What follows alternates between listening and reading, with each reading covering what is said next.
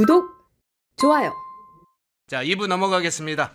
이준호 국민의힘 대변인 나오셨습니다. 어서 오십시오. 네, 반갑습니다. 이준호입니다. 예. 요즘 뭐 투자로 좀 재미 보는 거 좀 있어요? 투자요? 네. 뭐 주식 투자든 뭐든 아니면 사람 투자든. 사람은 투자 많이 해야죠. 사람 투자 많이 하고 있어요. 예, 뭐 제 그 이제 기자도 밥 많이 사주고, 예. 그때 우리 국회에 있는 후배들 밥 많이 사주고, 예. 요즘에 이제 사람 투자 많이 하고 있습니다. 아, 그렇군요. 네네. 기자들도 많이 만나시고 그러니까. 예, 예. 근데 저는 투자 그게 여력이 없어요. 지금 제가 옛날에 여력이 없어요? 옛날에 한번 선거에 나간 적이 있어가지고, 예. 그 여파가 아직까지도 예. 말끔하게 아직 끝나지 않았습니다. 아직까지도 그 후유증이 있군요. 네, 후유증이 얼마 안 남았지만 조금 있습니다. 예. 자, 이재명 정권의 특사 문제 먼저 한번 살펴보겠습니다.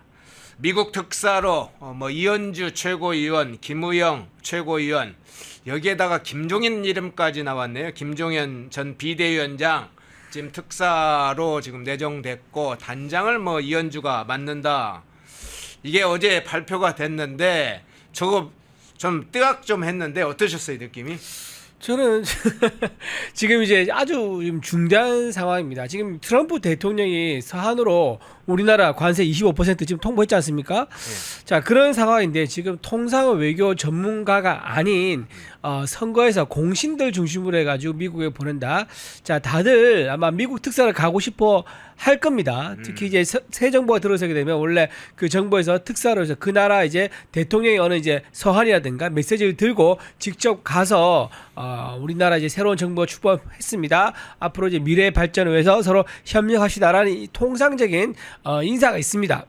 근데 보통 이제 국회의원들이라든가 전문가들을 보내는데 보통 상임위와 관련 인들 많이 보내요. 미국 네. 관련됐으면 국회에서 이제 외교 이제 모임이 따로 있거든요. 그룹별로 있습니다. 뭐 아메리카 이제 동남아시아 등등 있는데 그런 외교 이제 통상위에서 활동을 많이 했거나 또는 그런 외교 단체에서 활동을 해가지고 무슨 연관성이 있는 분 이런 분이 가는 건 모르겠습니다. 근데 지금 김종인 이제 전 이제 비대위원장이라든가 국민의힘 비대위원장 했었고 더불어민주당에서도 했었죠. 예. 저렇게 이제 좋게 말하면 광폭 행보고 안 좋게 얘기하면 오락가락 행보죠. 지금 트럼프 대통령이 김정은 비대위원장 오는 것에 대해서 약간 고개를 갸우뚱할 것 같습니다. 확실하게 친미 인사도 아니고 그렇다고 통상 외교 전문가도 아니고 저분은 이제 건강보험제도 이 분야 전문가예요. 네, 우리나라 지금 전국민 건강보험제도를 설계한 사람이 김종인 당시 이제 노태우 정부 때부터 설계를 했고 전두환 때 설계를 했고 노태우 때 그걸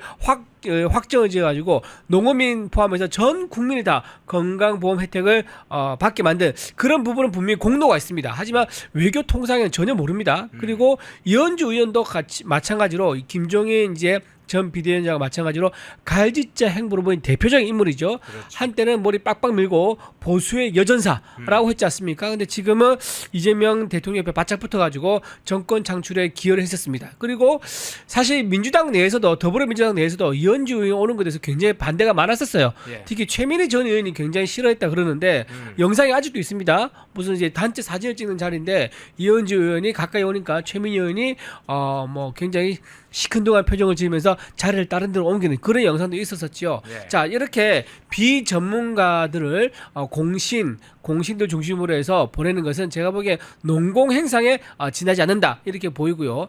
특히 우상호 정무수석이 뭐라고 했냐면 혼란을 거친 대한민국이 정상화되고 있다는 것을 외국에 알려주는 그런 이제 역할을 할 것이다라고 했는데 이게 굉장히 잘못된 시각입니다. 지금 현재 대한민국을 오히려 외국 자유서방 진영에서는 오히려 지금 이재명 대통령이 정권 잡은 게 오히려 더 비정상이다라고 생각하시는 분이 상당히 많아요. 영국의 이제 파이낸셜 타임즈는 이재명 대통령에 대해서 좌파 선동가라고 딱 찍어서 얘기했지 않습니까? 미국에 있는 이제 보이스 오브 아메리카, 미국 이제 사실상 미국 정부에서 투자를 하고 있는 정부의 목소리를 하고 있는데 거기서도 이재명 대통령에 대해서는 만약에 대통령이 된다 그러면 한미 군사 동맹, 경제 동맹까지도 영향이 올 것이다. 균열이 올 수도 있다라고 우려를 했었는데 그런 이제 상황에도 불구하고 정상화되고 있다고 얘기를 할 거라는 거. 글쎄 얼마나 설득력 있게 받아들일지 모르겠습니다. 예. 이번에 지금 한미 간의 문제는 가장 중요한 현안은 아무래도 이제 관세 협상 문제이고 네. 여기에 이제 정상회담, 한미 정상회담 개최 문제나 방위비 문제 주로는 외교 통상과 안보 문제의 이제 네. 정상 간의 만남 이게 현안인데 지금 이야기하는 김종인이 뭐 이재명 정권의 국정 철학을 압니까? 이번에 사실은 대선에서 무슨 김종인이 어떤 역할을 특별히 했다고 볼 수도 없는데 그렇죠. 더군다나 지금 미국과의 관계에서 주요 현안을 지금 다루고 있는 유성락 국가안보실장이 미국에 가 있잖아요. 그렇죠. 그리고 지금 통상본부장 여한구 통상본부장도 지금 미국에 가 있는 조건에서 이번에 방미 이 특사단 구성 자체는 좀 이상한 것 같아요. 실제로 이 외교 통상에 상당히 실력 있는 사람이나 미국에 상당히 조예가 있거나 미국 정치권과 굉장히 깊은 유대 관계가 있는 사람이 가서 대통령의 친서도 전달한다든가 또는 국정 철학을 설명하려면 그걸 잘 알고 있는 사람이 가야 될 텐데 김종인 같은 약간 뜬금포 그래서 뭐 이게 좀 농공행상이라고도 보기 어렵고 좀 이상하게 구성이 됐습니다. 그래요. 상식적으로 보면 지난번에 트럼프 대통령 취임식 때 예. 참여했던 가장 가까이 갔던 기업인이 있습니다. 예. 뭐 신세계 이제 회장 같은 경우라든가 또 이제 일론 머스크가 가까운 회장이라든가 이런 기업 CEO들 오히려 활용해서 특사로 보냈다 그러면 지금 너네가 걱정하고 있는 뭔지 알지만 나는 미국에 대해서는 기존에 우리 70년 동맹을 우리가 전혀 바꿀 생각이 없어라는 확실한 메시지를 줄 수 있었을 건데 그러지 않고 기존에 정립된 확실한 외교 라인을 사용하지 않고 너무 이해할 수 없는 말씀하신 대로 뜬금포 김종인 비대위원장 그리고 이현주 이 두 분을 보내는 것에 대해서 트럼프 대통령이 어떻게 받아들일까? 날 매기는 건가? 라고 생각할 수도 있을 것 같아요. 그리고 지금 이분들을 가시게 되면 이미 가 있는 위성락 그리고 여한구 본부장이 지금 거기서 통상 교섭 하고 있는 중이거든요. 그렇죠. 그리고 이분들은 지금 한미 FTA라든가 IPEF가 뭐냐면은 지금 인도 태평양 경제 프레임워크라는 건데 14개 국가가 참여를 합니다. 여기서 반도체 공급망이라든가 디지털 경제, 청정 에너지, 공정 경제 이제 이런 규범에 대한 기반 협력체인데 이런 거에 대해서는 굉장히 전문가들이에요. 이제 이런 여한구 본부장이라든가 위성락 실장 이런 분들이 가서 얘기하는 것은 들을만 하죠. 하지만 이제 김종인 비대위원장 가게 되면은 결국은 어떤 정권에 대한 어떤 뭐 이제 한미 관계라든가 정권에 대한 어떤 양해 구하는 부분 이런 것보다는 아마도 이재명 대통령이 써준 친서가 있을 겁니다. 네. 그 친서를 전달하는 역할 그거밖에는 할 수 없을 것이다라고 좀 생각을 좀 합니다. 그리고 정말 이재명 대통령의 용인술이 뛰어나다 그러면요, 저는 이분을 썼어야 된다 생각해요. 어떤 분이요? 한덕수. 한덕수. 한덕수 왜냐면 카드가 있었군요. 그렇죠, 한덕수 카드가 있죠. 왜냐면 근데 더 좋은 카드가 제가 지난번에 얘기했는데요. 무슨 카드면 정용진. 그 조영진 회장, 그렇죠. 아까 방금 말씀드린 게 조영진 회장이에요. 아까 네. 신세계 네. 조영진 회장 같은 분을 보내면 제일 확실하죠. 네. 근데 사실 또 그보다 더 이제 좋은 카드가 뭐냐면 한덕수 전 총리인 이유가 있습니다. 왜냐하면 지난번에 한덕수 총리가 돌아왔지 않습니까? 네. 그 돌아온 그날 트럼프 대통령과 국제 통화를 했죠. 그때 트럼프 대통령이 뭐라고 했습니까? 혹시 대통령 출마 생각 있느냐 등등이 굉장히 호감을 가지면서 얘기를 했단 말이에요. 예. 자, 그렇다 그러면 트럼프 대통령이 마음에 두고 있는 사람을 만약에 외교 특사를 보냈다라고 하면 트럼프가 마음을 열겠죠. 그리고 beautiful English 영어도 엄청 잘하지 않습니까? 이제 이런 분이 갔으면은 굉장히 좀 새로운 차원의 어떤 외교의 길이 열릴 수 있었는데 한덕수 지금 어떻게 하고 있죠? 지금 이제 감옥에 넣으려고. 감옥에 지금 넣으려고 지금 특검에서 계속 불러가지고 괴롭히고 있지 않습니까? 네. 자, 그렇게 하고 있어서 이재명 대통령이 뭐 용인술, 통 큰 외교 이런 거는 거리가 멀구나. 굉장히 속 좁은 불안한 외교를 국민들 전체의 어떤 국익을 걸고 도박을 사실상 하고 있다. 저는 그렇게 봅니다. 예. 방미 특사단을 보내려고 해도 그 어떤 적격한 인물이 있죠. 그 적격한 인물을 아주 섬세하고 아주 내부적으로 디테일하게 살펴서 그 적격한 인물을 뽑아서 적합한 인물에 맞게 임무를 줘야 지금 한미 간의 여러 가지로 복잡한 현안들을 조정하거나 적어도 그걸 실질적으로 조정하는 역할은 뭐 특사단이 하지 않는다 하더라도 미국이 볼 때 야, 이재명 정권이 그래도 트럼프 대통령이나 미국 정부에 대해서 기본적인 관계 개선을 하려고 하는구나. 저 방미 특사단을 구성하는 거 보니까 격이라든가 적절한 인물이라든가 또 또 트럼프 대통령의 여러 가지 어떤 상황이라든가 이런 걸 잘 조건과 상황을 맞춤형으로 상당히 고심한 흔적이 있구나 이렇게 느껴지게 해야 되는데 여기에 무슨 김종인이나 이현주나 김우영 같이 전혀 그 방미 특사단으로 적격하거나 누가 봐도 어울리다고 보기 어려운 사람을 배치했는지 이거 진짜로 엿먹이려고 하는 건가요? 엿먹이려고 하는 게 아니라 미국에 대해서 그렇게 섬세하게 지금 고민하고 있지 못하다라고 하는 거겠죠. 마음이 다른 데로 가 있으니까. 다른 곳에 지금 정적 제거하고 국내에 막 여기에 가 있으니까 지금 미국에 형식적으로 이성락 보냈지만 지금 다른 데 정신이 가 있다는 거죠. 그러니까 그런 걸 자세하게 살피지 못하고 놓치는 거라고 보이는데 다른 특사들 한번 네. 잠깐 볼게요. 네네. 보니까 이석연 전 법제처장을 독일 특사로 또 보내네요. 그리고 박병석 전 국회의장을 지금 중국 특사로 보낸다는 것이 이야기 되고 있고 정세균 전 국회의장을 일본 특사로 좀 보낸다. 저는 정세균 전 총리를 일본 특사로 보는 건 좀 상당히 격을 고려한 것 같아요.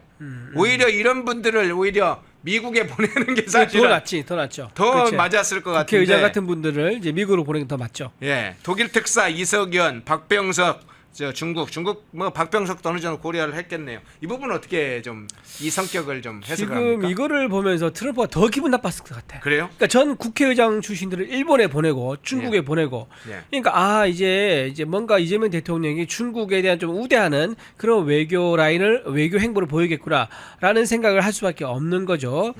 자, 그리고 또 일본에 보낸 것은 이제 이재명 대통령이 지난번에 일본에 갔을 때 본인이 쓴 글이 있습니다. 자기가 어렸을 때 일본에 굉장히 반감이 많이 있었는데 막상 일본 가서 보니까 너무 참 깨끗한 도시고 내가 그동안 일본에 대해서 잘못 알고 있는 게 많더구나라고 본인이 얘기한 적이 있어요. 그러니까 개인적으로는 뭔가 일본에 더 호감이 있는 것 같아요. 뭐 선진국이긴 하죠, 실제로. 그래서 아마 일본에 더 호감이 있어서 전 국회의장 그리고 앞으로는 쉐쉐 중국과 해야 할 일이 많다. 그리고 심지어는 친중 행보 즉 간첩법 개정안도 제가 보면 개정 안 할 것 같습니다. 개정 안 해서 중국인들 한국에 왔을 경우에 간첩죄 적용 안 받도록 도와줄 것 같아요.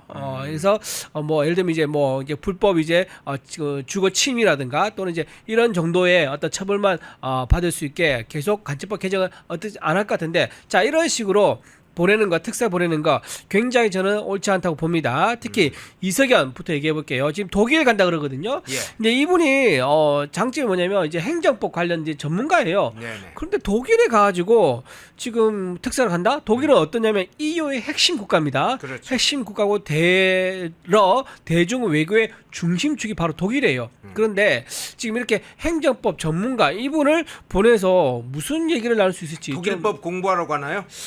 원래 대륙법이 독일법이긴 하죠. 원래 영미법, 대륙법이 있는데 대륙법이 독일에서 나왔기 때문에 네. 우리나라 이제 법도 이제 헌재도 독일에서 나왔다 그러더라고요. 그래서 뭐 독일법을 많이 차용해 왔긴 하는데 독일법 이제 뭐 얘기하려고 특사를 가는 건 아닐 겁니다. 지금 EU와 관련되어서 유럽에 우리가 이번에 나토에 가지 않았지 않습니까? 나토에 가지 않음으로써 자유진영 32개 국가와 같이 어깨를 나란히 나누면서 우크라이나 전쟁 언젠가 종식됩니다. 그러면 그 자유진영에서 서로 우크라이나에 들어가서 재건 사업을 하려고 할 건데 예. 한국이 안감으로 인해 가지고 이거 뭐 요래되겠죠. 정말 우리나라 국부를 창출할 수 있는 중요한 기회를 날릴 수가 있는데 그런 거에 대해서 얘기할 수 있는 사람. 그런 사람을 보내야 되는데 전혀 지금 엉뚱한 사람을 보냈다 이런 생각이 들고요. 또 하나 이제 김진표 전 국회의장이 호주로 갔습니다. 네. 호주는 이제 미국, 일본과 함께 안보 기술 공급망 협력의 요충지죠. 요충지인데 이번에 호주에 또 전 국회의장 보낸 거. 또 미국에서 또 열받을 것 같아요. 네. 자 박병석 전 국회의장도 의장은 이제 중국 특사를 보냈는데. 중국에 사실 더불어민주당 의원들이 굉장히 많이 갑니다. 특히 운동권 출신 의원들이 중국에 많이 가는데 본인이 국회의원 하다가 약간 텀이 날 때가 있습니다. 뭐 낙선했다거나 이럴 경우에 중국에 가서 한 몇 년간 거기서 생활비 보조금 받고 또는 이제 학교도 공짜로 다니고 이러면서 학위도 따오고 하는 그런 경우가 많다는 얘기가 있습니다. 네. 아마도 중국에서 전략적으로 공산당 당비로 친중 인사를 키워서 나중에 한국에 돌아가면 우리 중국 정부를 위해서 일하지 않겠느냐 그런 기대감으로 한마디로 장학생을 키우는 거죠. 자, 이런 혜택을 받는 분들이 많은데 가서 과연 무슨 얘기를 할 것인지 특히 이제 한중 관계가 재조정될 것으로 보이는데 저는 특히 서해 공정 있지 않습니까? 서해 이제 그 구역에서 서로 이제 영구적인 시설을 짓지 말아야 되는 구역이 있는데 잠정 조치 수역이죠. 거기에 영구적인 인공 구조물을 이제 지었다는 거 이거에 대해서 박병석 전 국회의장에 가서 제대로 말할 수 있느냐 이 부분도 좀 굉장히 주목된다 할 수 있습니다. 예. 자, 영국 특사로 추미애, 폴란드 특사로 박지원, 프랑스 특사로 강금실, 유럽연합 EU 특사로 윤여준 이런 사람들을 보낸다고 하죠.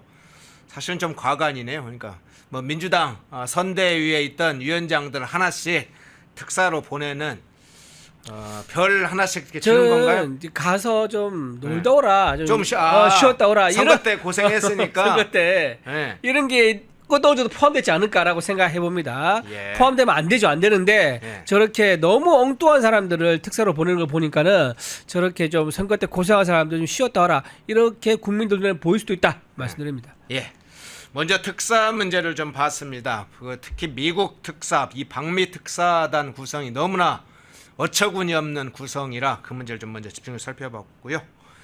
자, 대북 송금을 포함한 몇 가지 사건에 대해서 민주당의 뒤집기라고 봐야 되나요? 뭔가 작전이 시작됐는데 민주당이 정치검찰 조작 기소 대응 TF를 출범시켰어요. 자, 이거 일단 어제 보면서 야 얘들이 작전 시작하는구나 이렇게 그렇죠. 생각을 하게 되는데 네네. 뭘 노리고 하는 거라고 보세요? 결국은 이제 여론이죠. 내년 지방선거를 노린다. 저는 그렇게 봅니다. 이제 법정에서 싸움은요 증거 싸움입니다. 예. 하지만 정치에서 싸움은요 여론을 중심으로 해서 싸우는 겁니다. 그러니까 어떻게 합니까? 증거는 조작을 하기가 매우 어렵죠. 왜냐하면 증거를 조작하게 되면 생각보다 쉽지가 않습니다. 예. 그 증거란 것을 이제 여러 이제 공적 라인을 통해서 확보를 하게 되는데 그 공적 라인이 왜곡돼 가지고 증거를 입수한다 이런 건 쉽지가 않죠. 그래서 증거는 조작이 쉽지 않은데 여론은 조작이 가능합니다. 예. 자, 아까 방금 말씀드린 중국에서도 조작이 가능하죠. 중국에서 이제 우마오당이라는 것을 동원해 가지고 우리나라에 포털이 들어와서 중국 축구팀을 응원하는 그런 황당한 경우도 있었었고요. 또 선거 때면 중국에서 많은 사람들이 들어와 가지고 우리나라 여론을 왜곡한다는 얘기가 있었었고 국내에도 있죠. 바로 김경수 전 경남도지사가 드루킹 유행해 가지고 국내 여론을 조작했었었고요. 또 김만배는 뭡니까? 바로 이제 허위 가짜 인터뷰죠. 1억 6,500만 원을 주고 김만배하고 그 누구죠? 그 언론 유동규. 김만배 씨하고 네. 그 언론 그 단체의 노조위원장 하신 분이 있습니다. 이름이 잠깐 생각나는데 예. 그 두 분이서 윤석열 커피라는 그런 허위 인터뷰를 했고요. 그거를 이제 MBC하고 몇몇 언론이 바로 대선 며칠 전에 3일 전인가요? 그때 그걸 뿌려가지고 미처 대응을 못하게 만드는 그런 여론 공작도 있었지 않습니까? 이런 공작들이 왜 나옵니까? 바로 정치에서는 여론 공작을 통해서 선거에서 승리할 수 있다는 이런 이제 것을 노리기 때문에 그렇게 하는 겁니다. 자, 이렇게 지금 정치 검찰 조작 기소 대응 태스크포스 만들다는 게 무슨 말이냐? 지금 이재명 대통령 관련된 재판이 굉장히 많죠. 뭐 대북 송금도 있고요. 그다음에 쌍방울 불법, 백현동, 대장동, 성남 FC 등등 있는데 이런 이제 문제들을 전부 다 사실은 이제 증거가 왜곡된 거고 정치 검찰이 없는 사건을 만들어서 기소했다라고 지금 프레임을 짜야지 내년에 있는 지방선거 그리고 현재 지금 이재명 정권이 이제 하고 있는 인사들에 대해서 정당성이 부여되는 겁니다. 그래서 이렇게 이제 기존에 이제 이재명 대통령의 사법 리스크를 완전히 소각시키기 위해서 여론전을 펼친 게 아니겠느냐. 두 가지 틀으로 하고 있죠. 이렇게 정치 검찰 조작 기소 대응 TF를 만들어서 여론전을 펼치고 있고요. 또 정성호 국회의원은 지금 어떻게 되죠? 법무부 장관으로 좀 갈 예정이 아닙니까? 네. 근데 그분이 지금 뭐라고 얘기했냐면은 이재명 대통령 관련된 사법 리스크를 원천적으로 없애기 위해서는 공소를 취소하면 된다라고 얘기를 했습니다. 그렇죠. 이거 사석에서 한 얘기고 그 언론에 보도도 됐습니다. 예, 강연장에서 이야기를 했죠. 그렇죠. 예, 강의에서 얘기하고 이제 무슨 동문회 가서도 얘기하고 그랬다 그러더라고요. 아까 저 신앙님 씨라고 알려주신 신앙님 맞네. 맞습니다. 계신님 고맙습니다. 고맙습니다. 맞습니다. 김만배, 신앙님 이 두 분이서 허위 가짜 뉴스를 만들었었죠. 자, 이렇게 정성호 같은 분은 법무부 장관이 되어서 이제 공소를 취소시켜서 원천적으로 없애려 그러고, 근데 공소가 취소되더라도 야 이재명 대통령이 법을 이용해서 자기의 사법 리스크를 없애버렸구나라고 이제 비판이 있을 수 있지 않습니까? 그러니까 여론을 조작해가지고 애당초 그런 혐의 자체가 없었다고 만들기 위해서 이런 투트랙 전략을 쓰고 있다. 그래서 하나는 여론, 하나는 법을 이용해서 이재명 대통령의 사법 리스크를 없앤다. 자, 그렇게 해서 결국 뭐냐? 개헌을 가겠죠. 네. 개헌을 가서 이재명 대통령부터 적용하는 첫 번째로 적용하는 바로 이제 연임제, 연임제까지 이어질 수 있는, 즉 5년을 하고 4년을 더하고 이렇게 해서 총 9년을 할 수 있는 이런 계획까지도 이제 그리고 있는 것 같은데, 그 계획의 첫 단초가 뭐냐? 바로 이 사법 리스크를 없애서 개헌에 대한 국민적 반감을 누그러뜨리는 겁니다. 만약에 개헌을 한다 그러면 국민들은 야 이건 이재명 대통령 사법 리스크 없애려고 한 거 아니야? 라고 국민들 비판하겠죠. 그래서 처음부터 사법 리스크 자체가 정치적인 사법 리스크이기 때문에 이거를 없애버리는 그런 여론 조작에 지금 들어갔다, 여론 왜곡에 들어갔다, 이렇게 볼 수 있을 것 같습니다. 예. 이 사건에 관계된 사건을 보니까 민주당이 대장동 사건도 이야기를 하고 있고요. 여기에 이제 대북 송금 사건 이야기하고 있고, 알펜시아 리조트 사건도 이야기하고, 이런 사건들이 검찰이 조작했던 사건이다, 이렇게 이야기를 하고 있어요. 그러면 여기 대장동에 특히나 이제 김용과 관련이 좀 돼 있고, 네. 대북 송금 사건은 지금 이화영과 관련이 돼 있고, 알펜시아 리조트는 지금 배상윤 KH그룹 회장. 그래서 앞서 이제 크게 내년 지방선거를 염두에 두고 여론전과 개헌까지 이야기를 하셨는데, 이 특정 인물의 일종의 구제하려고 하는 이런 작전이다라는 분석도 있는데, 그 부분은 어떻게 보세요? 저는 가능성이 있다고 봅니다. 지금 특히 이화영 이제 전 부지사의 판결문에 이재명 대통령 이름이 몇 번 나왔죠? 무려 104번 나왔습니다. 104번. 그러니까 공소장이나 기소장 이런 데서 언급된 게 아닙니다. 판결문에 이제 104번이 나왔다는 말은 무슨 말이냐? 사실상 이화영 이제 전 부지사가 자기가 혼자 판단으로 북한에 800만 원 보낸 게 아니다. 이거는 이제 당시 경기도지사였던 이재명 도지사의 결재를 받고 허락을 받고 800만 불을 쌍방을 통해서 보냈다라는 게 법원의 판단한 얘기예요. 네. 자, 그런 상태에서 지금 이렇게 사건 조작을 했다, 증거가 조작됐다 주장한 건 무슨 의미겠습니까? 전부 다들 이렇게 빼도 박도 못하는 증거 앞에서 이걸 어떻게 손댈 수가 없는 거예요, 증거를. 그러다 보니까는 아예 검찰이 증거를 손댈 수 없으니까 아예 검찰 자체를 공개해가지고 검찰이 선택적으로 증거를 가져왔다, 이런 프레임을 씌우는 거예요. 그러니까 반대되는 증거가 있다라고 얘기하는데, 방금 말씀하신 이분입니다. 예. KH그룹의 배상윤 회장이라고 있습니다. 이 사람이 뭐라고 얘기했느냐? 경기도, 즉 이재명 이제 경기도지사와는 무관하다라고 얘기를 했다고 합니다. 이게 뭐냐면 이제 대북 이제 불법 송금을 얘기하고 있는 거죠. 자, 근데 이거와는 이제 굉장히 배치되는 증거가 이미 차고 넘칩니다. 사실 법원에 가면요, 이렇게 본인이 이익을 위해서, 어떤 본인의 어떤 입장을 위해서 증거와 배치되는 주장을 할 수가 있습니다. 이거는 법원에서도 허용되는 부분입니다. 자기 방어적인 진술은 얼마든지 가능하죠. 하지만 거기까지입니다. 만약에 객관적인 증거와 배치된다 그러면 오히려 그 진술이 배척돼 가지고 신빙성 떨어뜨려서 오히려 이 사람 더 유죄의 의심을 더 강하게 할 수 있는 거예요. 그렇기 때문에 배상용 이제 KH그룹 회장이 경기도 이재명 도지사와 무관하다고 말한 것은 제가 보기엔 객관적 증거에 배치되기 때문에 오히려 저는 더 어려워질 수 있다라고 봅니다. 하지만 지금 민주당에서 어떻게 하고 있죠? 배상윤 회장 얘기를 하면서 이봐라, 경기도 그 이재명 도지사하고 대북 송금하고는 아무 관계 없지 않느냐, 이런 증거가 나왔음에도 불구하고 검찰이 여기에 대해서는 수사를 안 한다라고 얘기하는 거예요. 그러니까 수백 가지의 이제 이재명 도지사가 관련 있다는 증거가 나왔음에도 불구하고 딱 한 명의 회장이 자기가 말로, 증거도 아니에요, 말로 그냥 무관하다라고 한 거에 대해서 민주당에서는 그것만을 이제 강조하면서 덮어 씌우고 있는 거죠. 자, 이런 식으로 해서 결국은 제가 보기에는 정치적으로는 이제 프레임 짠다든가 여론 어떤 왜곡이라든가 이런 데는 어느 정도 효과가 있을지 모르겠지만 증거주의에 입각한 재판부에서는 그렇게 호락호락하지 않습니다. 검사나 판사가 바보가 아니지 않습니까? 객관적 증거에 배치된다 그러면 오히려 더 괘씸죄로 배 회장이 더 처벌받을 가능성이 높다라고 봅니다. 예.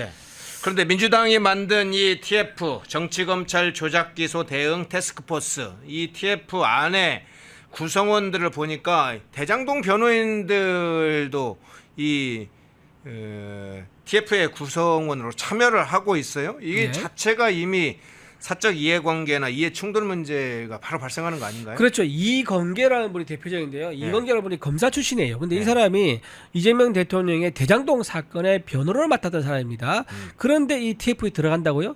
그러면 변호를 맡았으면 이재명 대통령이 이게 입장에서만 생각할 수밖에 없는 거예요. 그렇죠. 그렇다고 하면 자기는 이재명 대통령과 배척되는 반대되는 주장을 하는 검찰의 모든 주장에 대해서 저건 다 조작이다라고 얘기할 수밖에 없을 거 아닙니까? 그러니까 답을 정해놓고 하는 거예요. 그러니까 조작이 있는지 없는지 자기들 조사해가지고 진실을 밝히겠다는 것이 아니고 이미 조작은 돼 있는 거야. 조작은 돼 있는 건데 그걸 잘 모를까 싶어서 우리가 계속 어떻게 조작되는 거를 뭐 밝히겠다, 뭐 보도하겠다 또는 알리겠다 이런 의미로 보일 수 있는 거죠. 그리고 지금 이분뿐만 아니라 제가 이제 알기로는 일부 TF에는 과거에 쌍방울 사건, 그다음에 성남 FC 등등에 관련돼서 변론을 했던 분들도 직간접적으로 이제 자문 또는 이제 실무 역할로 참여를 할 것으로 그렇게 알려지고 있습니다. 이 TF 명단이 공개가 다 될지는 모르겠어요. 왜냐면 계속 추가하겠죠. 추가를 계속 할 건데 네. 이것도 조금 이제 좀 그런 게 왜냐면 그 변호사들도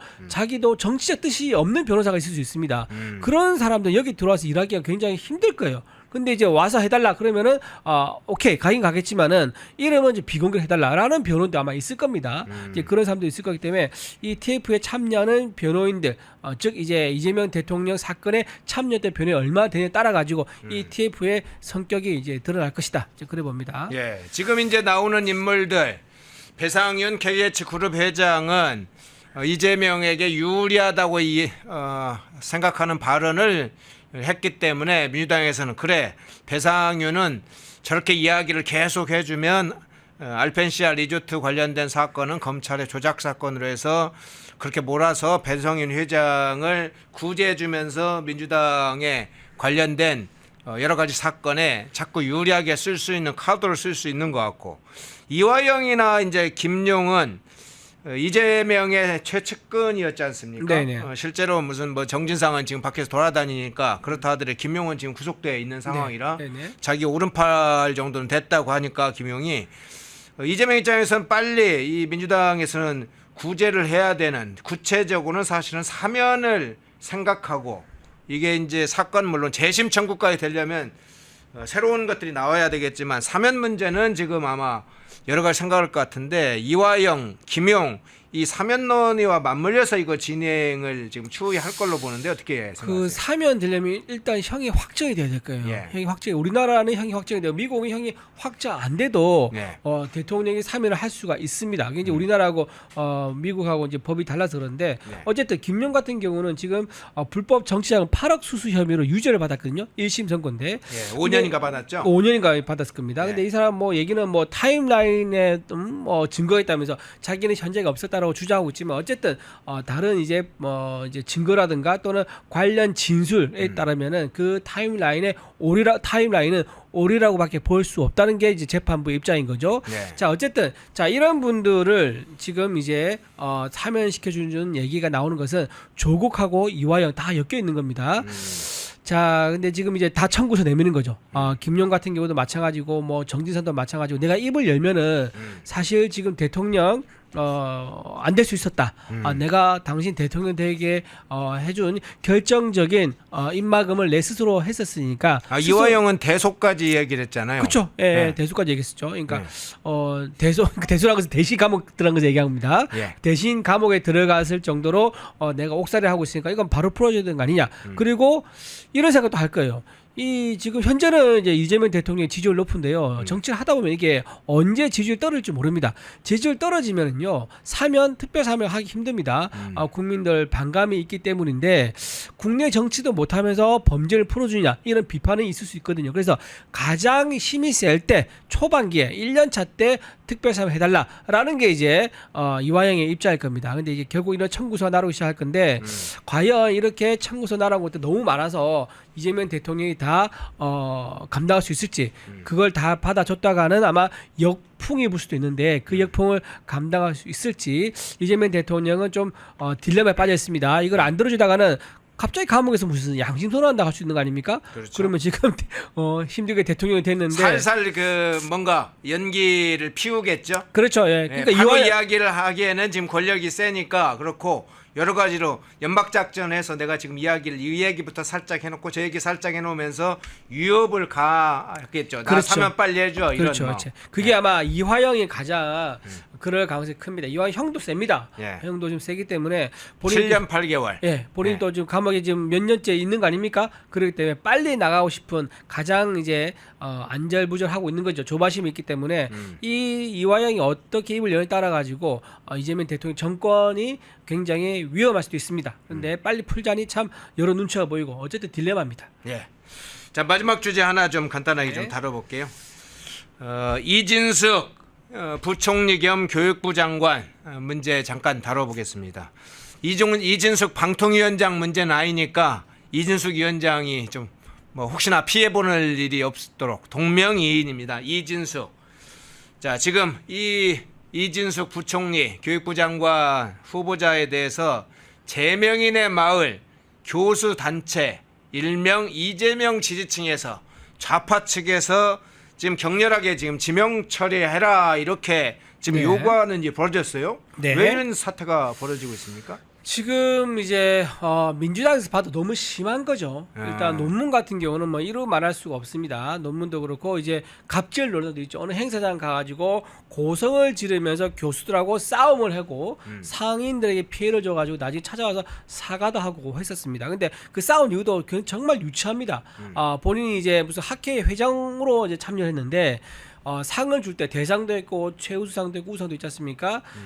본인이 최우수상을 수여한 것에 대해서 되게 기분 나빴대요. 그러니까 본인은 회장이기 때문에 그리고 대학 총장이기 때문에 대상 정도는 내가 수여를 해야 급이 맞는데 왜 그보다 한 단계 낮은 최우수상에 내가 이제 수여를 하냐라고 하면서 굉장히 불만이 많고 그 때문에 다른 교수랑 고함을 지르면서 싸웠다고 합니다. 그 정도로 인생에 좀 문제가 있었고 또 이제 교수로서 정말 해서는 안 될 일이죠.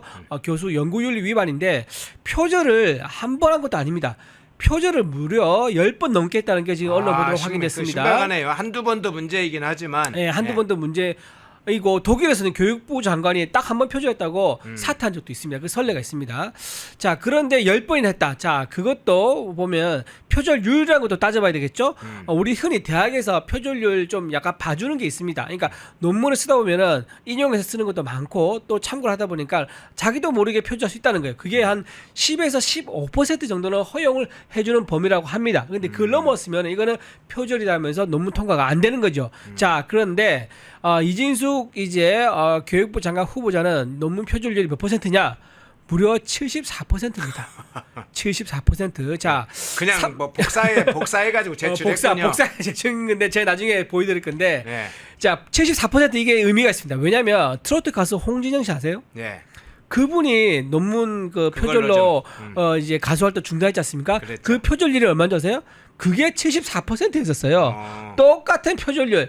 가수도 논문 표절 74% 해가지고 네. 활동을 중지하고 대국민 사과를 했었습니다. 네. 자, 교육자인 교수가 그렇게 하면 어떻게 됩니까? 이건 사퇴를 해야 되는 겁니다. 사퇴를 해야 되는 겁니다. 가수가 사기꾼이죠. 뭐 사기적인 사기꾼. 범죄입니다. 범죄. 네.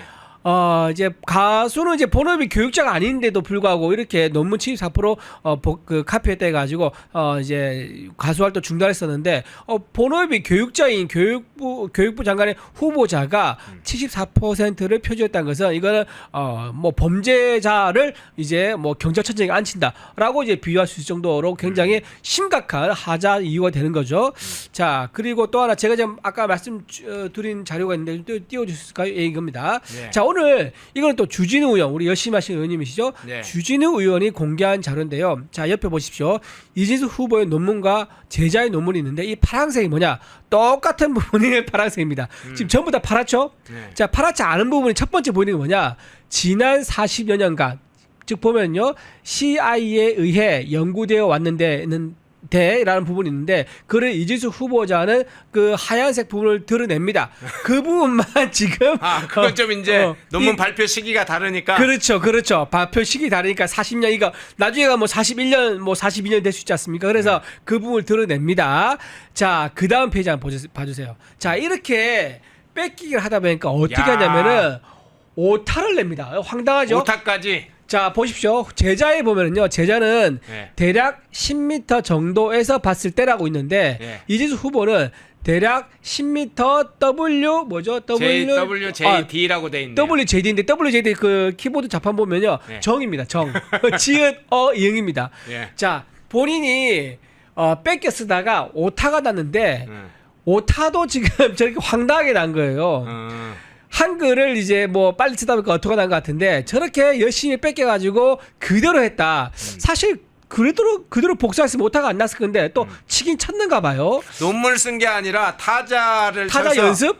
컴퓨터 이거 타자 연습을 해가지고 그냥 네. 냈네요. 그러니까 타자 연습을 해서 냈는데 이런 오타까지도 정이란 글자까지도 영어로 오타가 나올 정도로 정말 한심한 수준의 이제 표준을 하셨던 분이다. 근데 이런 분이 야, 교육은 100년 대계라고 그러지 않습니까? 100년 대계 수장으로 가겠다는 거, 100년 대계를 설계하는 교육부의 수장으로 가겠다는 거, 이거는 국민들이 용납할 수 없을 거다. 그리고 우리나라에 있는 수많은 학자들 있잖아요, 연구자들.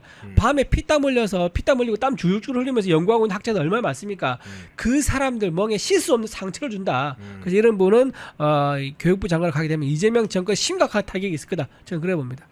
서울대가 지금 홍콩대 연구 논문보다도 지금 떨어진다고 하죠. 네. 인재들도 물론 좋은 인재들은 유출되고 있는데 실력도 안 되는 사람들이 이렇게 교육부 장관 하면 그 한국의 대학 수준이 어떠겠어요? 그죠? 뻔해요. 그죠? 네네. 그런데 이 문제 한번 이준숙이 서울대 10개 만들기 이거 좀 일종의 아이디어로 냈다는 얘기가 있어요. 일종의 좀 제안자라고도 네, 하고 네네네.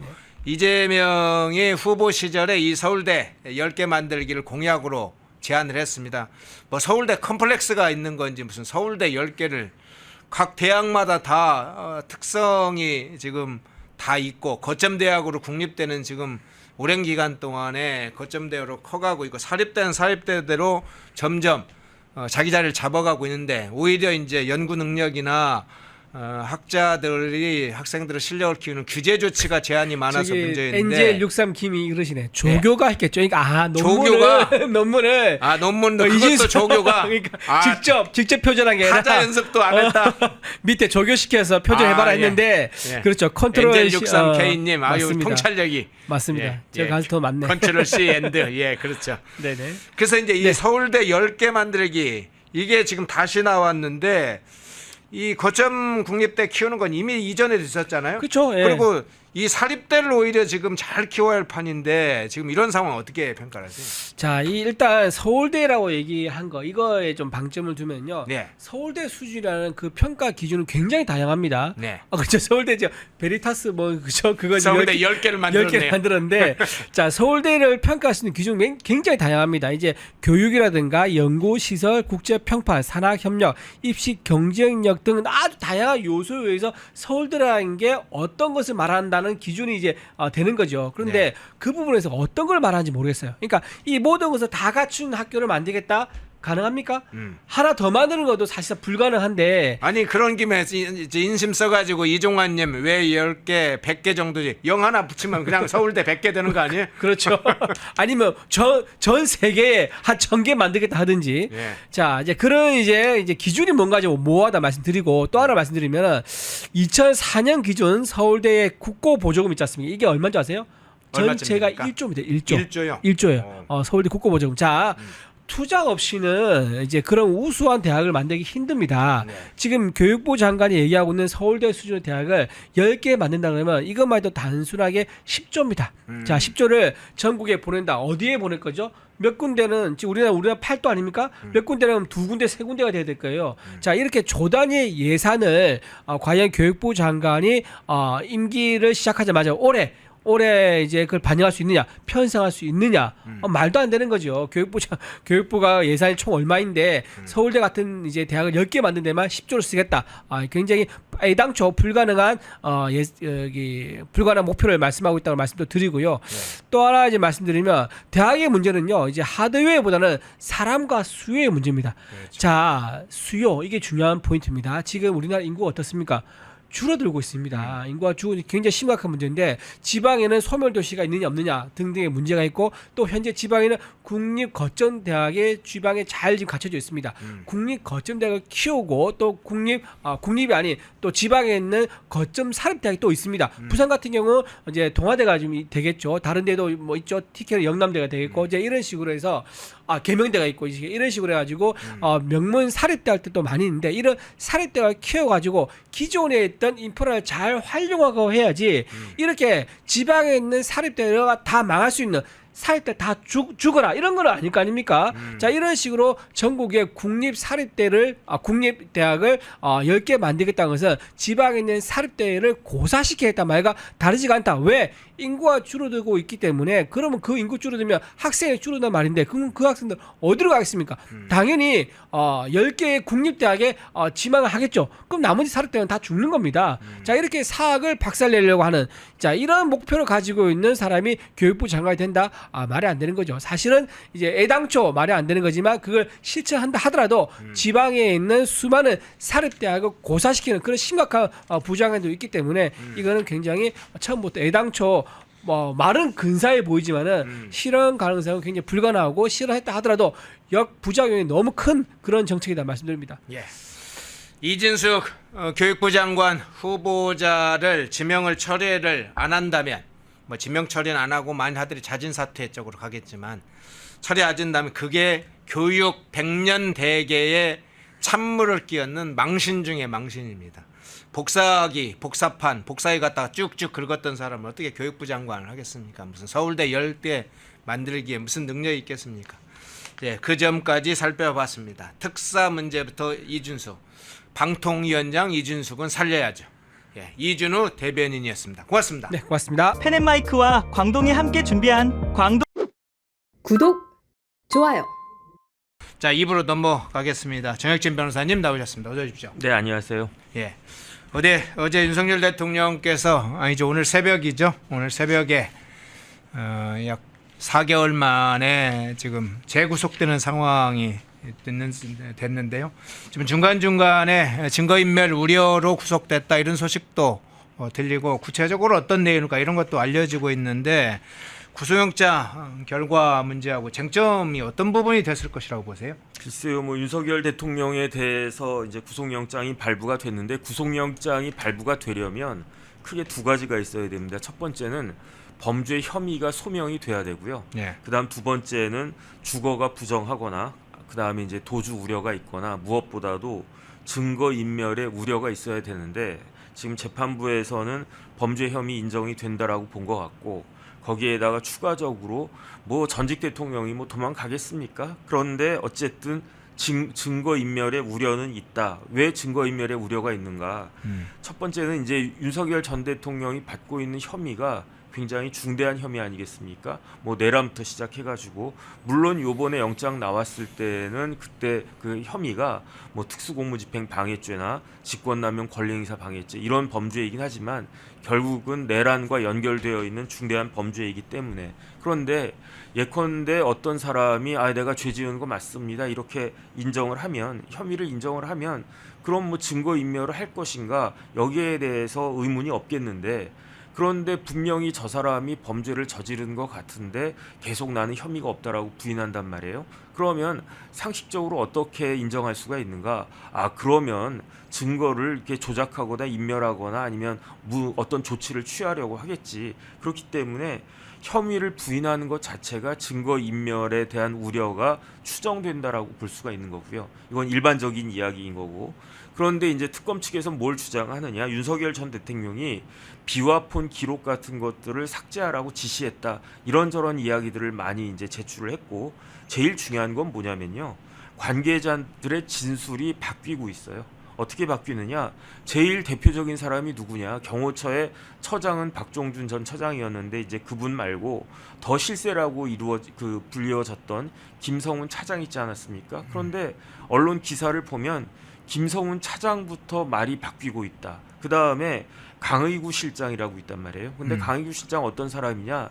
윤석열 대통령이 검사할 때 그때 일반직으로 해가지고 쭉 윤석열 대통령과 굉장히 가까웠던 그런 사람이고 그러니까 대통령실의 부속실장 같은 역할을 해왔던 사람 아니겠습니까? 그런데 강의구 실장조차도 이야기가 왔다 갔다 한다. 그 이야기는 결국은 윤석열 대통령이 뭐 이런 사람들을 통해서 진술을 번복시키거나 그런 영향을 행사할 수 있는 그런 위치에 있는 것이 아닌가. 그렇기 때문에 증거인멸의 우려가 있다 이렇게 판단해서 그래서 오늘 새벽에 구속영장이 발부가 된 것 같습니다. 예.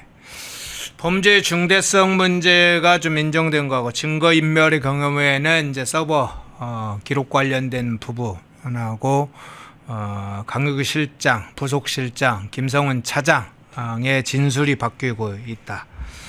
그러면 지금 일단 대통령께서 구속되면 한 20일 정도 일단 구속이 된 상태로 지금 진행이 되는 거죠?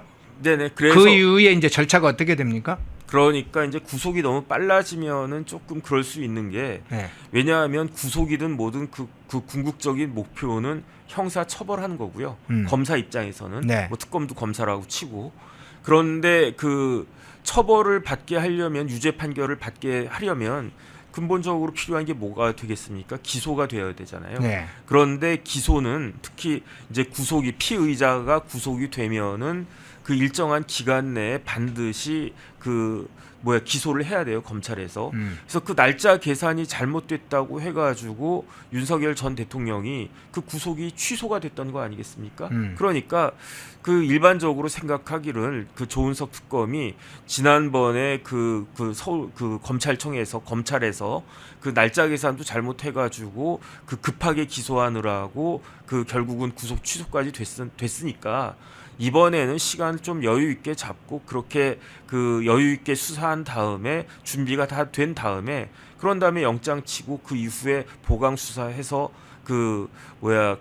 이제 기소를 갖다가 할 것으로 구속 기소를 할 것으로 예상을 했는데 생각보다 조은석 특검이 굉장히 빨리빨리 움직이고 있어요. 예. 그 이야기는 뭐냐면은 어찌 됐든지 간에 이제 구속 기소 금방 할 수밖에 없는 그런 상황이 될 거고 재판도 빨리빨리 진행이 될 것 같다. 왜냐하면 지금 윤석열 전 대통령에 대한 재판은 뭐 일주일에 한 번 정도 월요일 정도의 재판을 하고 있는데 그거는 왜 그렇게 재판을 하냐면 불구속 상태이기 때문에 그렇게 재판하는 거거든요. 네. 그 구속 상태라고 하면 6개월 내에 1심 판결이 나와야 됩니다. 그럼 그 어마어마한 사건이 6개월 이내에 그게 나올 것인가?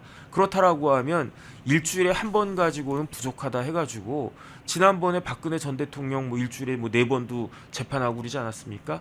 그런 일이 또 이제 발생이 될 것이다. 그렇다라고 하면 앞으로는 이제 지금부터는 윤석열 전 대통령 한 8월이나 뭐 그 정도부터는 윤 전 대통령이 일주일에 3번, 4번씩 그 재판을 받게 되는 그러한 모습들을 우리 국민들이 보게 될 것 같다. 그런 생각 듭니다. 예. 그러면 윤 대통령이 이제 재판 과정도 지금 구속된 상태가 되면 불구속과 다르게 재판도 횟수가 늘어날 것이다. 그러면 이제 사실 윤석열 대통령도 방어권 문제도 있잖아요. 그럼 거의 매일 그럼 재판을 하게 되면 방어권 문제가 그게 보장이 됩니까? 뭐 그거야 이제 법원에서 알아서 할 이야기인데 네. 근데 방어권보다도 오히려 검찰의 공격권이 더 우선시되는 그런 상황이 될 것이다. 저는 그렇게 예측이 됩니다. 예. 그럼 내란 특검이 이후에 조사는 이제 구체적으로 어떤 조사를 할 것으로 보세요? 글쎄요, 지금 뭐 외환죄 이야기도 하던데 예. 그런데 제가 봤을 때는 외환죄가 성립이 될 수가 있는가? 외환죄라고 하는 거는요, 기본적으로 적국과 합세해서 적국을 위하여 어떠한 조치를 하는 게 그게 외환죄거든요. 우리나라 형법에 그렇게 규정이 되어 있습니다. 그런데 윤석열 전 대통령이 뭐 계엄한 게 그게 내란이다. 뭐 그건 어쩔 수가 없겠는데 그 다음에 이제 윤석열 전 대통령 정권에서는 대통령일 때는 북한과의 관계가 나빴잖아요. 안 좋았잖아요. 그 이야기는 뭐냐면은 윤석열 대통령이 그렇게 이제 북한을 압박을 했고 북한이 원하는 거 들어주지 않았고 그러니까 김정은이 이제 남한하고는 더 이상 동포도 아니다. 이렇게까지 이야기하고 있었는데 네. 외환죄가 성립이 되려고 하려면 윤석열 전 대통령이 그러한 김정은과 어떤 짝짝꿍이 있었어야 된다는 그런 이야기 아니겠습니까? 설마 그런 일이 있었겠습니까? 그러니까 외환죄에 대해서는 그냥 하나의 일종의 그 에드블런처럼 그렇게 그 띄운 것이지 이거 가지고 무슨 뭐 기소까지 할까 저는 굉장히 회의적인데 그런데 또 특검이 어떻게 그 구성을 할지 그거는 지켜봐야 될 것 같습니다. 예. 자, 내란 특검이 아주 빠르게 움직이면서 대통령을 일단 구속을 시키고 추가 이제 보강 수사와 함께 위헌죄 관련된 위헌 혐의와 관련된 수사를 진척시킬 텐데 그 실제적으로 위헌죄 적용이 가능하겠느냐 그 문제까지 살펴봤는데요. 윤석열 대통령 좀 주제 외에 다른 주제들이 좀 있어서 이 문제를 좀 한번 다뤄보겠습니다. 천혜성 전 통일부 장관 아마 기억하실 텐데요. 이번에 이종석 그 국정원장 특보로 임명이 됐다는 게 지금 확인이 됐습니다. 네네. 예, 통일부 차관이었던 사람이 국정원 특보로 임명됐다. 일단 어떤 의미로 해석이 가능한가요? 일단 대북 관계가 조금 변화가 있을 것이다. 이런 것들을 예측한 것이 아닌가 그런 생각이 들고요. 예. 그 천혜성 전 차관이 어떤 사람이냐면은 서울대 법대를 졸업했어요. 그 다음에 서울대 법대를 졸업했는데 그 사법시험 보지 않고 행정고시 봐가지고 재학 중에 행정고시 합격했습니다.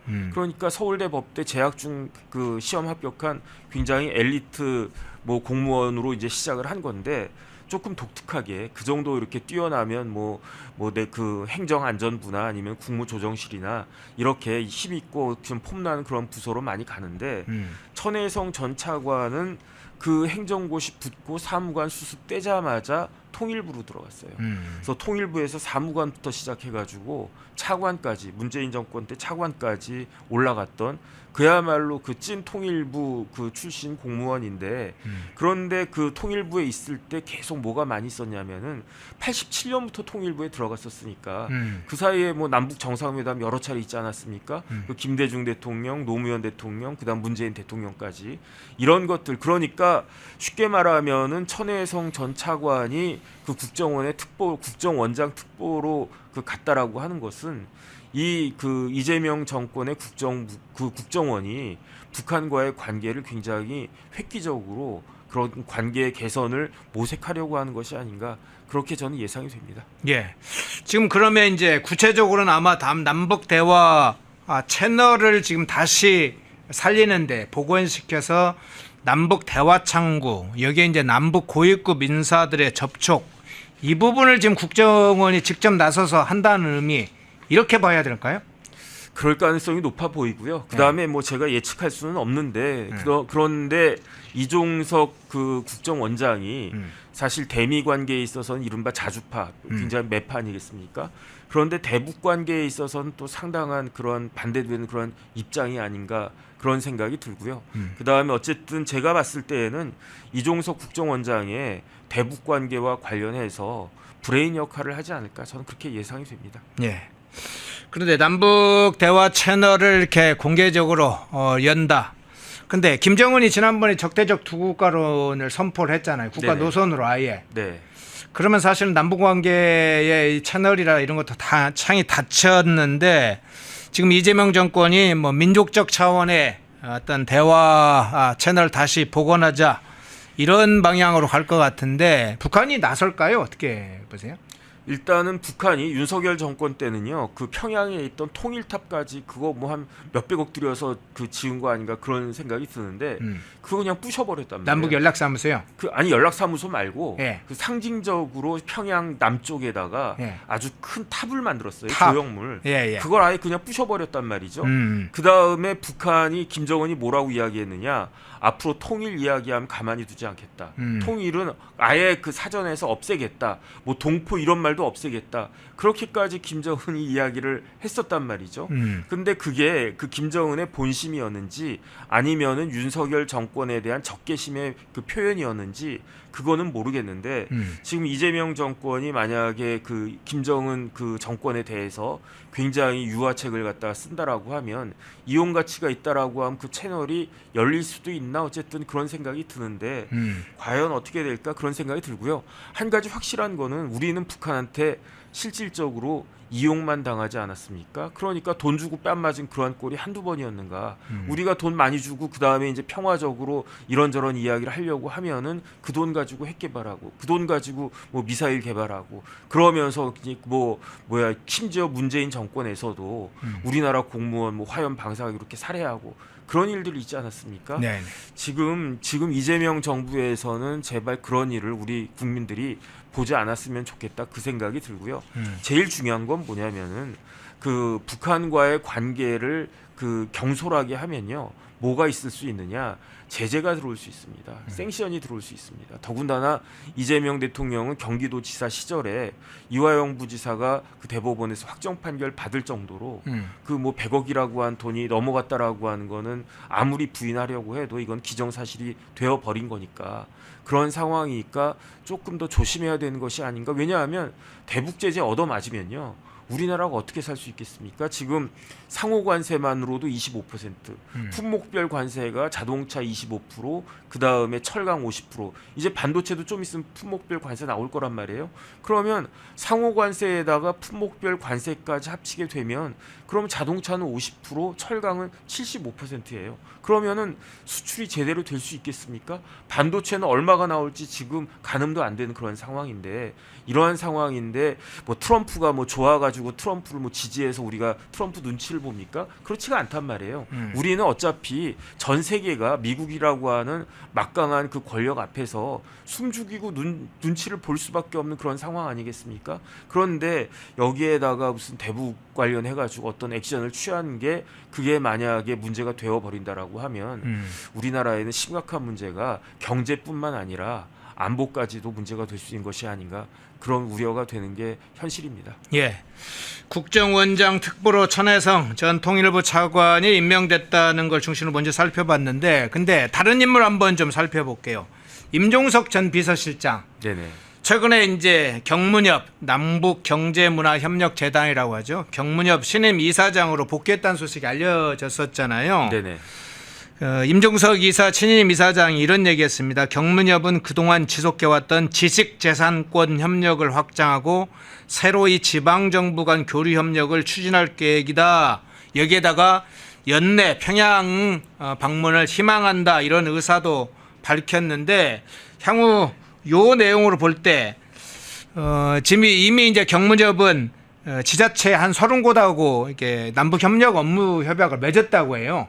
그러면 상당히 이제 임종석이 뭔가 나서서 남북 간의 관계를 틀려고 하는 민간 창구가 되려고 하는 것인지 어떻게 예측하세요? 글쎄요, 전 두 가지로 읽히는데요. 첫 번째 임종석 그 전 비서실장이죠. 예. 임종석 전 비서실장이 지금 이재명 정부에서는 어떠한 그 룸이 없는 건가 그런 생각이 듭니다. 뭐 예컨대 뭐 장관으로 임명될 수도 있고 아니면은 무슨 그 뭐 김경수 그 전 도지사처럼 어떠한 특별한 뭐 특유의 무슨 뭐 그런 것도 할 수가 있을 수 있는 거 아닌가 그런 생각은 드는데 지난번 총선 때도 이재명 대표하고 그 각을 세웠던 그러한 그 모습들이 있기 때문에 별로 특별하게 이번 정부에서는 뭐 주어지는 지위가 없기 때문에 경문협으로 그 복귀한 건가 전 잘 모르겠는데 네. 일단 그런 생각 들고요. 그 다음에 두 번째로 경문협으로 저렇게 그 액션을 갖다 취하는 거는 조금 조심해야 된다라는 게 제 개인적인 생각입니다. 왜냐하면 조금 전에도 말씀드렸지만 그 지금 미국이 굉장히 그 문제가 그 많지 않습니까? 더군다나 미국은요 누구를 생각하느냐 중국만 생각해요. 지금 세계 패권을 놓고 중국이 미국한테 위협이 될 수 있다라고 생각을 하고 있기 때문에 그런데 그러한 그 중국과 굉장히 가까운 나라가 북한일 수밖에 없고 그 다음에 북한을 통해서 중국에게 조금이라도 보탬이 된다라고 하면 미국이 과연 가만히 있을까? 이럴 때에는요 좀 하고 싶은 일이 있어도 그 다음에 좀 조심해야 되는 것이 아닌가 그런 생각이 듭니다. 예. 자, 북한이 앞서 이제 적대적 두 개의 국가론을 이미 국가 노선으로 표방한 상황에서 정권 차원의 정부 차원의 대화 채널을 여는 것에 관해서는 상당히 어려울 것이라는 생각도 들고 신중에 신중을 기할 것이다. 여러 가지 김정은이 직접 공개적으로 내뱉은 말이 있기 때문에 그런데 민간 차원의 사실은 대화 채널이나 남북 경협이나 이런 민간 차원에서 하는 건 북한에서도 상당히 자신들에게 도움이 될 만하다고 생각하지 할 수 있지 않겠어요? 그런데 만약에 예. 그렇게 민간 어떤 회사가 예. 북한하고 한다. 그 예. 회사 망합니다. 음. 대북 제재 맞잖아요. 예. 그 다음에 제가 그 변호사 할 때 예컨대 저희 클라이언트 회사 중에 예. 아주 그냥 그 좋은 기술을 가지고 있어가지고 이란하고 어떤 거래를 해보려고 했던 그런 회사가 있었어요. 예. 그런데 이란에서 돈을 받을 수 있는 방법이 없어요. 그 다음에 괜히 의심받으면 자기 회사 망할 것 같으니까 굉장히 유망하고 그 다음에 이란으로부터 이걸 갖다 딱 터놓으면 그러면 회사 입장에서도 매출이 몇 배가 뛸 수 있는데도 결국은 포기합니다. 그 다음에 러시아하고 무슨 뭐 발전소 관련해 가지고 이런저런 하청적인 그러한 일을 갖다가 했다가 돈 떼인 경우도 굉장히 많아요. 하물며 북한은 어떻습니까? 지금 북한은요. 지금 미국 입장에서는 굉장히 뭐라 그럴까? 굉장히 눈에 가시 같은 입장일 수밖에 없는 게 트럼프 대통령이 공언한 게 뭐였습니까? 내가 취임할 때까지 러시아 우크라이나 전쟁 끝내겠다고 그랬었어요. 취임하고 뭐 한 달 만인가 얼마 만에. 그런데 지금 러시아 우크라이나 전쟁 끝나고 있습니까? 끝나지 않아요. 여러 가지 이유가 있는데 그중에 대표적인 게 뭐냐면 북한이라고요. 왜냐하면 북한군이 뭐 3만 명인가 뭐 몇만 명인가 지금 우크라이나로 향하고 있잖아요. 네. 그런 다음에 1인당 뭐 2,000달러 한 뭐 200만 원 또는 2,300만 원 정도 그렇게 그 돈을 갖다 받는다라고 하는데 결국은 트럼프 대통령 입장에서는 그 푸틴이 이걸 갖다 고개 숙이고 그 자기 말 듣고 러시아 우크라이나 종전을 해야 되는데 그런데 오히려 그 러시아 입장에서는 자기네 나라 청년들이 아니라 북한 청년들 데려다가 그 우크라이나와 전쟁 계속하겠다 이런 시그널 아니겠습니까? 그러니까 북한과 저런 관계를 한다라고 하는 게 뭐 나중에 이제 몇 년 뒤에 트럼프 대통령이 이제 힘이 좀 빠지고 레임덕 오고 그러면 모르겠는데 지금 한창 이제 트럼프 취임한 지 불과 6개월밖에 안 됐는데 예. 벌써부터 저렇게 하면은 어떻게 할까 조금 걱정이 됩니다. 예.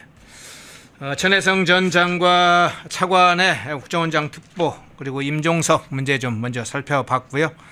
자, 장관 후보자 문제로 한번 넘어가고 했습니다. 일부에는 강선우 여가부 장관 후보자 문제를 다뤘는데 이번에는 교육부 장관 후보자 이진숙 방통위원장 이진숙 문제를 안 다룹니다. 또 오해할 수 있으니까 미리 말씀드립니다. 이진숙 교육부 장관 후보자 문제 다뤄보겠습니다. 자, 주요한 단체가 한번 좀 나섰네요. 과거에 이제 김건희 여사 논문 검증을 주도했던 전국 교수단체 그리고 학술단체 14곳의 연합체 조직이 있죠.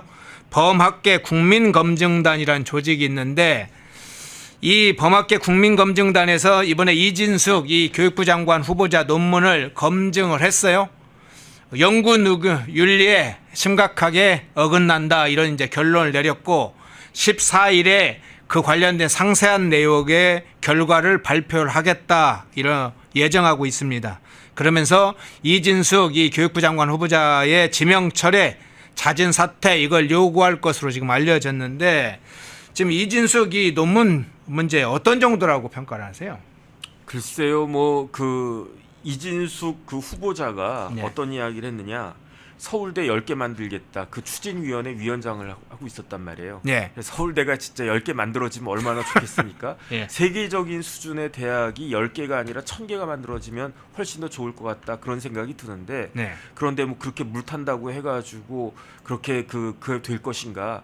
어쨌든 뭐 진짜 하버드를 뺨치는 그러한 그 세계적인 대학을 하나라도 만드는 게 더 중요한 거 아닌가 어쨌든 그런 생각이 드는데 네. 그런데 중요한 건 뭐냐면은 서울대 10개 만들기는 고사하고 본인이 그 표절한 논문이 10개가 넘어간다는 거 아니겠습니까? 예. 그 다음에 이렇게 그 논문이라고 하는 게 결국은 글이니까 비문 그러니까 제대로 문법에 맞지 않은 그러한 문장도 있는데 그런 문장이 그대로 베껴진 것도 있다라고 제가 언론에서 봤는데 더 한심한 건 뭐냐면요. 만약에 그 이진숙 후보자가 세계적인 권위자의 논문을 표절했다 그러면 뭐 그럴 수도 있지. 뭐 영어나 뭐 일본어나 저 일본에서 유학하셨으니까 그러한 논문을 표절했다라고 하면 그래 그럼 번역으로서라도 가치가 있지라고 생각을 할 텐데 표절 당한 논문이 누구의 논문이냐? 석사학위 논문이라는 이야기잖아요. 그러니까 그 석사를 쓴 그러니까 젊은 학생들, 어린 학생들, 제자들이죠. 주로. 그 석사학위 받는 사람들이 몇 살이나 됐겠습니까? 뭐 한 20대 중반이면 빠른 사람들은 석사학위 받는단 말이에요. 그런데 그런 어린 학생들의 어린 대학원생들의 논문을 표절했다라고 하니까 그게 말이 되겠는가? 그 다음에 더 중요한 건 뭐냐면 이진숙 후보자가 1960년생이에요. 네. 그 윤석열 대통령하고 나이가 같습니다. 그러니까 79학번이란 이야기예요. 음. 그런데 대학을 어디 나왔냐면 충남대 나왔어요. 충남대 건축공학과에서 학사 석사를 받고 그리고 난 다음에 유학 가가지고 그 일본으로 유학 가서 동경공과대학이 있어요. 그건 동경대는 아닌데 동경공과대학이 동경대 공대만큼 아주 그 뛰어난 훌륭한 그런 대학이거든요. 거기서 이제 그 박사학위를 받고 그리고 난 다음에 모교인 충남대 그 건축공학과에 교수로 부임하는데 그 교수로 부임한 게 몇 년도냐면 1989년도예요. 그러니까 이진숙 교수는요, 이진숙 후보자는 충남대 건축공학과에 있어서는 거의 여신과 같은 존재가 아닌가 그 생각이 들거든요.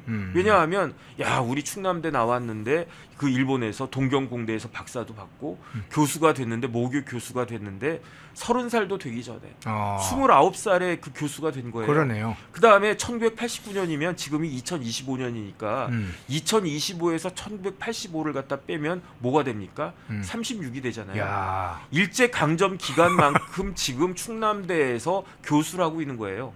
충남대 교수하면서 뭐 했겠습니까? 충남대 건축공학과 당연히 학과장 했고 당연히 공대 학장 했고 그리고 난 다음에 2020년에 총장까지 하셨던 분이에요.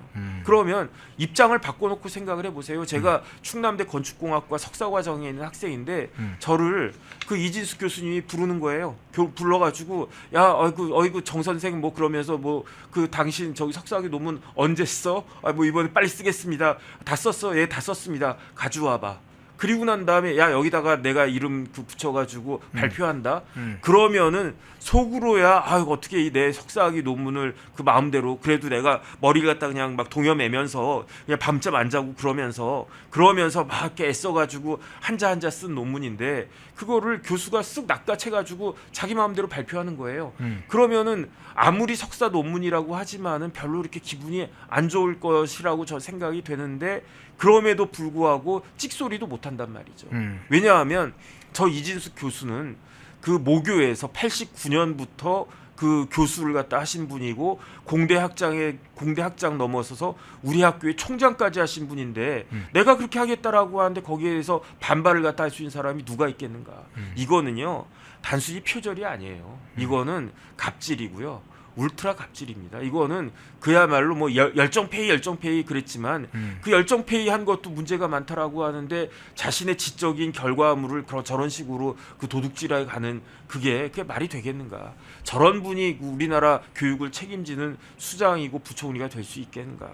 저는요 저기 이진숙 후보자가 그렇게 오래 버티지 못하지 않을까? 이제 특히 인사청문회하고 그러면요 더 뭐 많은 것들이 나오지 않을까 그런 생각이 들고요. 예. 그냥 그렇게 더 험한 꼴 보기 전에 그냥 스스로 사퇴하는 것이 그게 답이 아닐까 하는 생각이 듭니다. 예, 논문 표절 문제뿐만 아니라 지금 조기 지금 자녀 조기 유학 문제도 좀 지금 터졌어요. 법령 위반이 되고 있다. 이게 확인이 됐네요. 네네.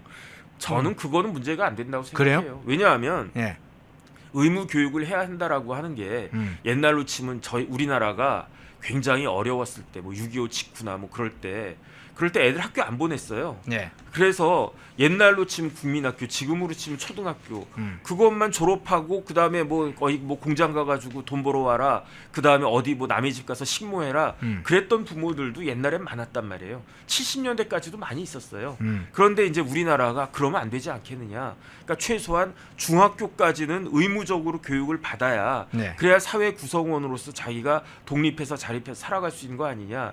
이게 그 교육법의 취지인데. 사실인데 그런데 이진숙 후보자는 그건 아니잖아요. 그건 아니고 뭐 중학교를 갖다 그렇다고 해서 그 이진숙 후보자의 딸들이 뭐 중학교만 졸업했습니까? 아니에요. 박사학위까지 받았고요. 지금 포스닥까지 하고 있단 말이죠. 그러니까 저 개인적인 생각으로는 중등 교육을 한국에서 받든 아니면 미국에서 받든 어디에서 받든지 간에 그거는 부모가 더군다나 뭐 이렇게 두 분 다 부부가 다 대학 교수든데 이렇게 애들을 갖다가 좋은 교육을 더 좋은 교육을 받고 싶어서 그런 것이다라고 하면 뭐 할 말이 있겠습니까? 제가 봤을 때 문제가 되는 건 뭐가 문제가 되느냐?